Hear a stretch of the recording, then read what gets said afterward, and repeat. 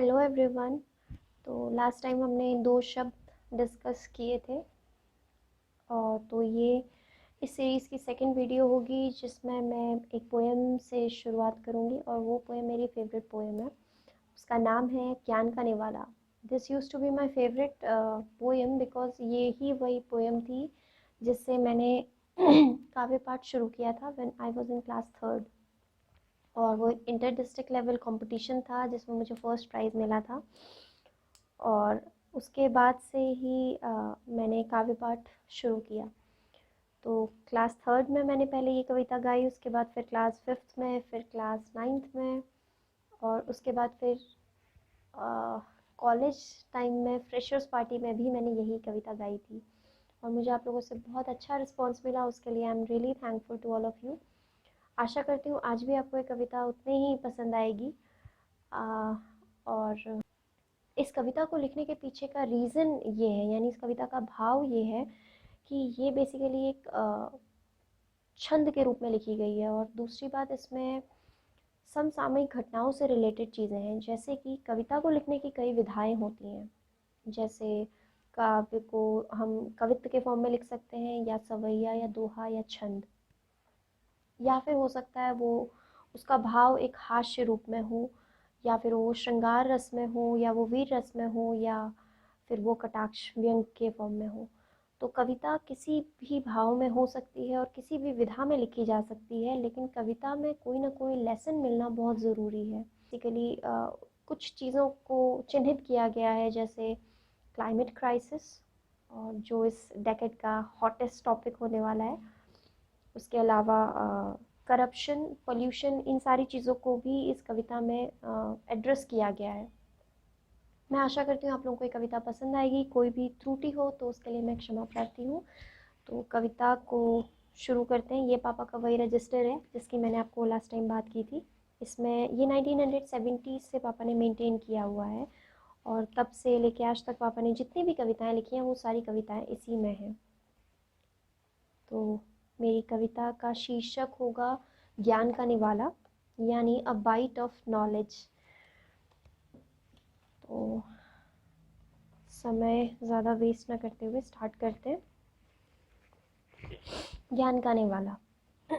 कविता एक छंद के रूप में है, इसलिए इसको बोलने का तरीका थोड़ा सा अलग होगा। आशा है आप लोगों को पसंद आएगी। जैसी भी लगे प्लीज़ मुझे कमेंट करिएगा या बताइएगा। आप चाहें तो मुझे पत्र भी लिख सकते हैं, बता सकते हैं कि आपको कैसी लगी। कोई सजेशंस अगर आप देना चाहते हैं तो वो भी बहुत बहुत वेलकम है। शुरू करते हैं कविता को।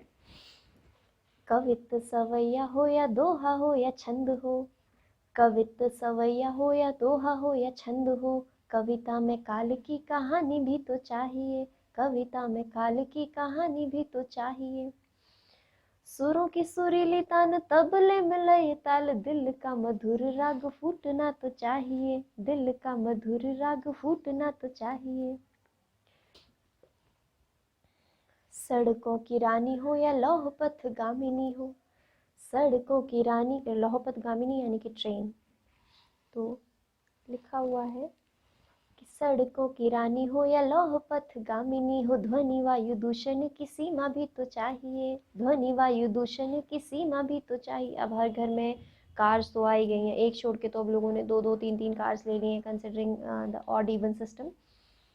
तो लेकिन पोल्यूशन को हम लोग नहीं सोचते। जब हम लोग गाड़ियाँ लेते हैं तो हम लोग we just want our comfort, but हम अगर इन्वायरमेंट के हिसाब से सोचें तो कितना कार्बन फुटप्रिंट हम लोग छोड़ रहे हैं।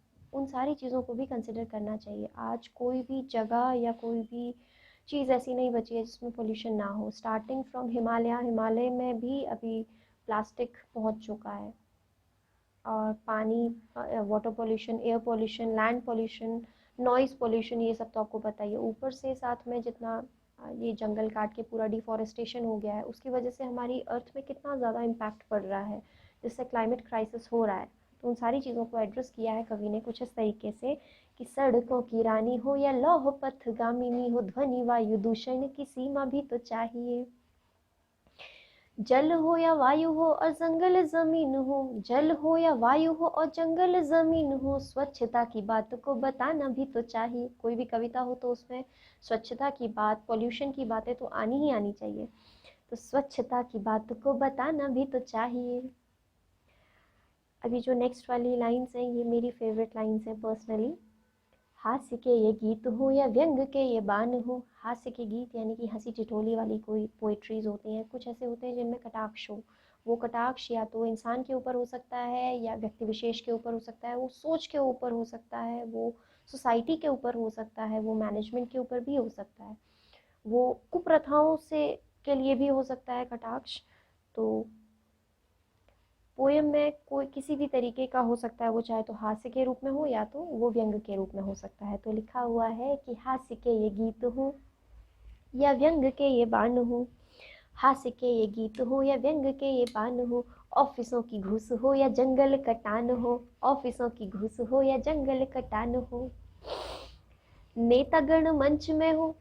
अरे नेतागण मंच में हो भाई, नेता अगर सुन रहे हैं मेरी बात तो मैं पहले ही सॉरी बोल दे रही हूँ, लेकिन आप लोग बड़े डिप्लोमेट होते हैं यार। नेता लोग बहुत ही डिप्लोमेट होते हैं, मतलब कोई आंसर उनको देना होता है वो लोग कुछ और ही बोलते बोलते उसको साइड कर देते हैं। और श्रोतागण जो सुनने वाले होते हैं वो बेचारे बस ताली बजाते रह जाते हैं। तो उसके लिए 2 लाइन लिखी हुई हैं कि नेतागण मंच में हो श्रोतागण संग में हो। नेतागण मंच में हो श्रोतागण संग में हो। शासकों की चोरी को गिनाना भी तो चाहिए। शासकों की चोरी को गिनाना भी तो चाहिए। साहित्य की जो बात हो, लेखनी की अगर बात हो और आप जैसे लोग मेरे साथ हैं, तो मैं आप लोगों को जागरूक करना चाहूँगी अपनी लेखनी के थ्रू। ये कवि कह रहे हैं कि साहित्य की जो बात हो प्रबुद्ध जन साथ हो। चेतना जगाने की वो थात भी तो चाहिए। इतनी हिम्मत तो रखो, अगर आप लिख रहे हो कुछ तो कम से कम लोगों को जागरूक तो करो। साहित्य की जो बात हो प्रबुद्ध जन साथ हो। चेतना जगाने की वो थात भी तो चाहिए। लूट की ये गाड़ियां हो, अरे लूट की ये गाड़ियां हो। धन रूपी बाड़ियां हो। ज्ञान रूपी रोटी का निवाला भी तो चाहिए। ज्ञान रूपी रोटी का निवाला भी तो चाहिए। तन में तरंग न्यारी मन में उमंग धारी। तन में तरंग न्यारी मन में उमंग धारी। श्रम से सफलता का रंग भी तो लाइए। श्रम से सफलता का रंग भी तो लाइए। गांधी वांधी वस्त्र नहीं। गांधी वांधी वस्त्र बिल्कुल नहीं भाई, अपने गेरवे वस्त्र पहन लिए और आप महात्मा गांधी बन गए, बिल्कुल वो बात नहीं, नहीं बिल्कुल नहीं। मैं उस सोच के बिल्कुल खिलाफ हूँ। मैं ये चाहती हूँ कि आप 11वें वस्त्र मत पहनो, लेकिन कम से कम वो सोच आप रखो जहाँ से पूरी सोसाइटी का डेवलपमेंट हो, पूरी सोसाइटी आगे बढ़े, पूरा वर्ल्ड आगे बढ़े, हमारे इंडिया ही नहीं पूरा का पूरा वर्ल्ड आगे बढ़े।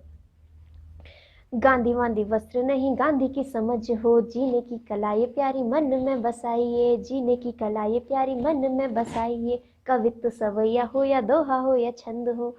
कवित्व सवैया हो या दोहा हो या छंद हो। कविता में काल की कहानी भी तो चाहिए। सुरों की सुरीली तान तबले में लय ताल। दिल का मधुर राग फूटना तो चाहिए। दिल का मधुर राग फूटना तो चाहिए। सड़कों की रानी हो या लौह पथ गामिनी हो। ध्वनि वायु दूषण की सीमा भी तो चाहिए। ध्वनि वायु दूषण की सीमा भी तो चाहिए। Thank you.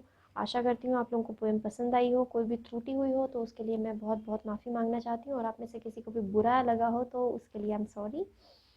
तो मिलते हैं नेक्स्ट वीडियो में। आपको कैसा लगा ज़रूर प्लीज़ बताइएगा और शेयर करिएगा, मुझे बहुत अच्छा लगेगा। Thank you so much. Okay.